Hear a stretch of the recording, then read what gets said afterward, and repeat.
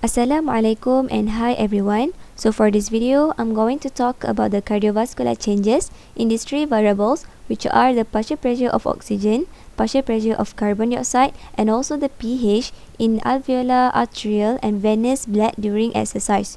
Just want to let you know, if you try to find this kind of information in internet or YouTube, it's kind of explaining more towards the general exercise. But for this video, I'm going to differentiate it from mild or moderate and severe or strenuous exercise. So I hope everyone can know what is the difference, changes between these two kind of exercise. So let's get started. Okay, first, let me take a look of the changes happen during mild and moderate exercise. Before it, we need to know what kind of exercise is under the mild and moderate. You need to know that fast walking and walking, we can consider both these activities under the mild and moderate exercise. So, I already interpret the results in one table, which will make you more easier to understand, and I'll explain it one by one. So first, let me take a look of the partial pressure of the oxygen and also the carbon dioxide, and there will be changes only in the venous circulation, but there is no changes at all in the arterial and alveolar. Why can this happen? Okay, so let's take a look of the sentence. In a moderate exercise, the alveolar ventilation will be increased in direct proportionate to the production of the carbon dioxide, and the cellular consumption is directly proportionate to the alveolar ventilation. Okay, so from these sentences, we can summarize it as, in a moderate exercise, there will be increase of alveolar ventilation when our body produce more carbon dioxide and consume more oxygen towards the tissue. So if you still don't understand, I'm going to explain it here. So from this diagram, we can see that there will be a normal partial pressure of oxygen and also the normal partial pressure of carbon dioxide in alveolar. Same goes to the arterial. But there is a difference only in the venous circulation. How can this happen? First, we need to know that during fast walking and exercise, your body will produce more carbon dioxide and your tissue will utilize more oxygen. So, when there is a changes right here, they will affect the venous circulation only. But there will be a compensatory, which is the increasing of alveolar ventilation, and they will make it normal again. Same goes to the analogy that I'm going to share to you, which is like this car. For example, when the tire of the car is normal until it reach here, it's going to have a normal duration. But when, for example, there is a defect in the tire of the car right here, they will affect the time after the defection, which is they will make it a longer duration right here.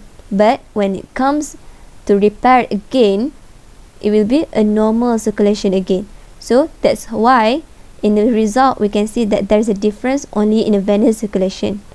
I hope you can understand from what I explained here. Next, let me take a look of the pH. There's no changes at all during mild and moderate.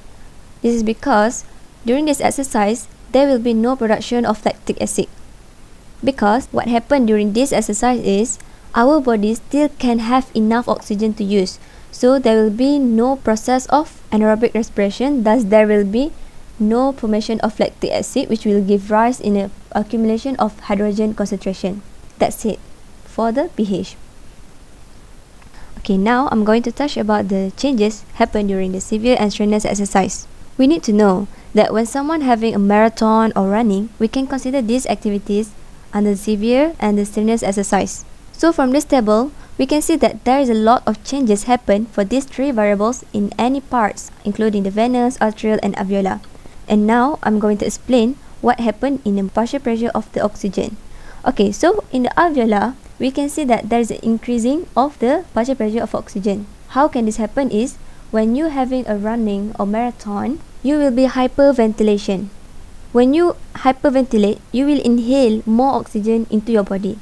Okay, what about the arterial? Is it increased due to hyperventilation? No, it's not because of hyperventilation, but due to the cardiac output increase. Back to the formula, we can see that the cardiac output is equal by the stroke volume times of heart rate.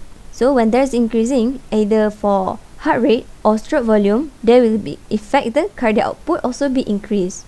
Okay, and from this table we can see that the hyperventilation is inhaled to get more oxygen, which is the alveolar ventilation is more than the carbon dioxide produced.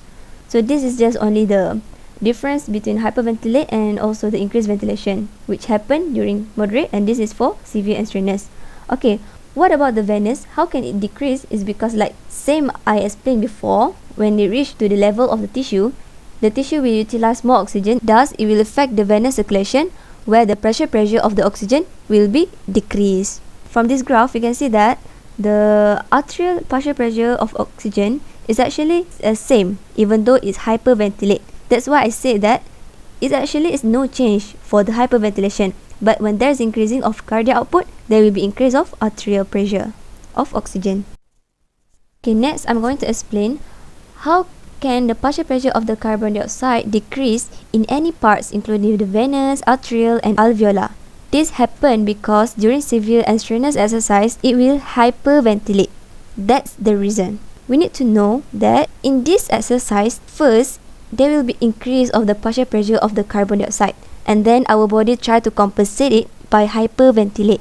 And then the alveolar ventilation is exceeding the carbon dioxide produced in our body. Means that when our body try to produce more carbon dioxide, but the alveolar ventilation is more than the carbon dioxide produced. It means that we will remove more carbon dioxide more than the carbon dioxide produced from our body.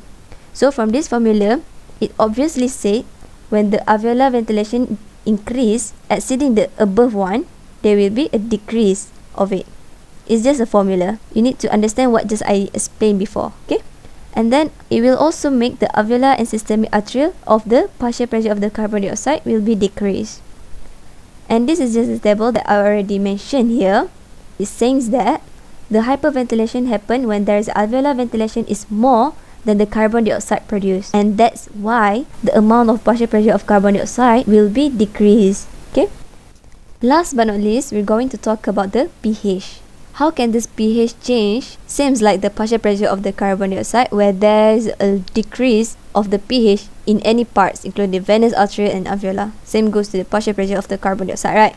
And now we need to know, during severe and strenuous exercise, we will generate and release lactic acid into the blood, and there will be changes in H+ and triggers the hyperventilation, which is the isocapnic buffering, which is increase of the acid, and little change in the alveolar and arterial partial pressure of the carbon dioxide. And from this graph, we can see that when our body try to hyperventilate, there will be increasing of the H+ concentration in arterial. Same goes to the venous and also the alveolar, right? And actually, during this exercise, which is a severe and strenuous, our body don't get enough oxygen to use to make energy for us. So our tissue will lack of oxygen. Thus, it will face the process of anaerobic respiration. I'm not going to detail about this respiration, but we need to know that the result of the anaerobic respiration is the lactic acid formation, and the lactic acid is not in a stabilized form. Then it will dissociate into the H+ and also the lactate. When there is increasing of the lactic acid formation, there will be increasing of the H+ concentration. And as we know that the H+ concentration is actually the vice versa to the pH. So when there is increasing of the H+, there will be a decreasing of the pH, which means the pH will become more acidic. I think that's all from me. I hope any one of you watch this video till the end will get the point. How can you differentiate the severe and strenuous to the moderate and mild exercise? I think that's all from me. And yeah, thank you for watching.